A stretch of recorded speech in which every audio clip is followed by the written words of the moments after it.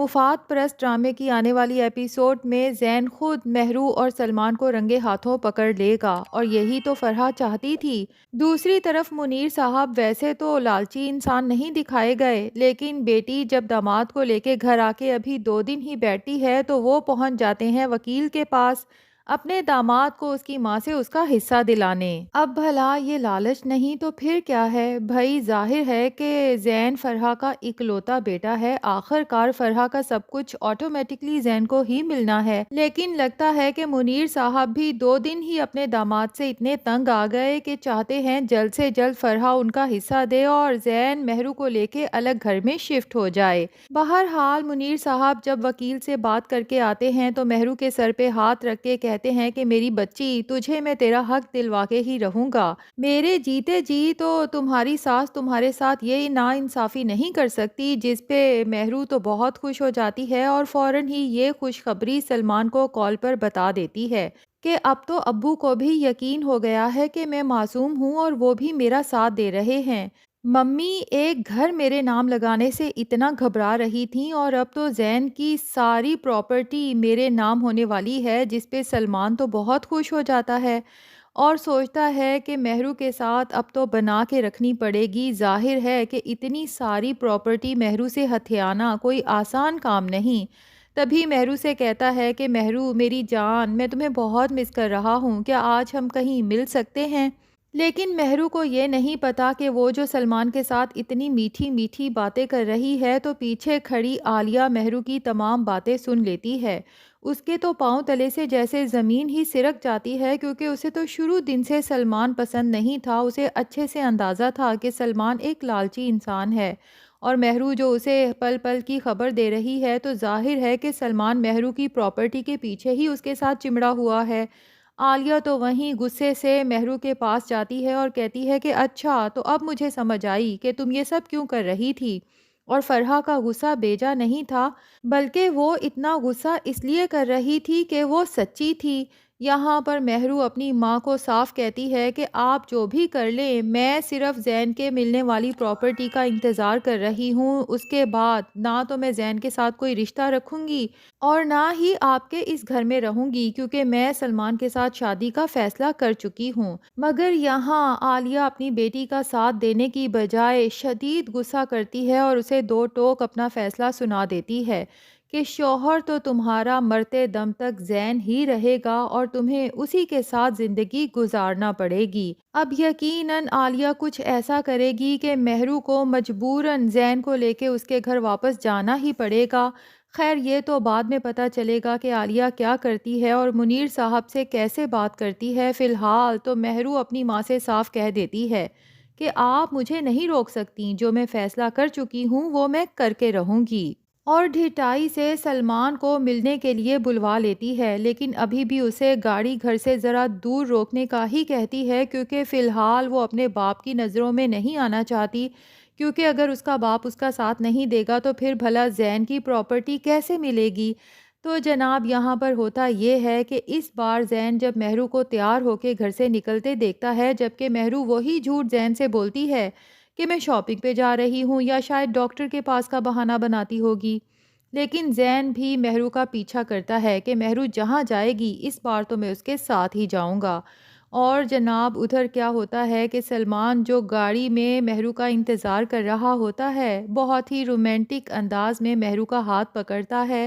اسے warm welcome کرتا ہے اور کہتا ہے کہ مہرو آج تو بہت پیاری لگ رہی ہو، اور مہرو بھی سلمان کے ساتھ ہنس ہنس کے باتیں کر رہی ہوتی ہے، جبکہ دور کھڑا زین یہ سارا منظر دیکھ کے غصے سے پاگل ہو رہا ہوتا ہے۔ اب سلمان جب خود گاڑی کا دروازہ کھول کے مہرو کو اندر بٹھاتا ہے تو زین وہیں پر جا کے سلمان کو گریبان سے پکڑ لیتا ہے کہ تمہاری جرت کیسے ہوئی میری مہرو کا ہاتھ پکڑنے کی، یہ سب تم کیا کر رہے ہو؟ اب یوں زین کے شور مچانے سے مہرو گھبرا جاتی ہے کہ اگر لوگ جمع ہو گئے، محلے والوں نے دیکھ لیا یا ابو تک یہ خبر پہنچ گئی، ابو نے خود دیکھ لیا تو میرا کیا بنے گا، میرا تو سارا راز کھل جائے گا۔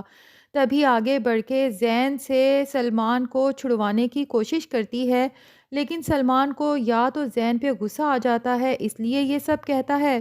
یا کہیں کہیں یہ شک بھی ہوتا ہے کہ ہو سکتا ہے یہ سب سلمان اور فرحہ کی پلاننگ ہو زین کے سامنے مہرو کو ایکسپوز کرنے کی۔ تبھی کہتا ہے کہ مہرو تم اس سے ڈرتی کیوں ہو، اسے صاف صاف بتا کیوں نہیں دیتی کہ تم اس کو چھوڑنے والی ہو اور ہم دونوں بہت جلد شادی کر کے ایک ہونے والے ہیں۔ تو ناظرین، ظاہر ہے کہ اب یہ ہنگامہ اتنا بڑھے گا کہ یہ خبر لازمی منیر صاحب تک جائے گی ہی جائے گی۔ دوسری طرف بات کریں گے زارا، ہادی اور مریم کی، تو جناب جیسا کہ ہم نے لاسٹ ایپیسوڈ میں ہی دیکھ لیا تھا کہ مریم کو اپنی تمام غلطیوں کا احساس ہو چکا ہے اور وہ ہادی کو بتا دیتی ہے کہ میں نے یہ سب مہرو کے اکسانے پہ کیا تھا، اور ساتھ ہی یہ بھی کہ ہادی دراصل مجھے آپ سے محبت ہو گئی تھی۔ تو ہادی بہت آرام سے مریم کو سمجھاتا ہے کہ مریم، اگر مجھے تم سے محبت ہوتی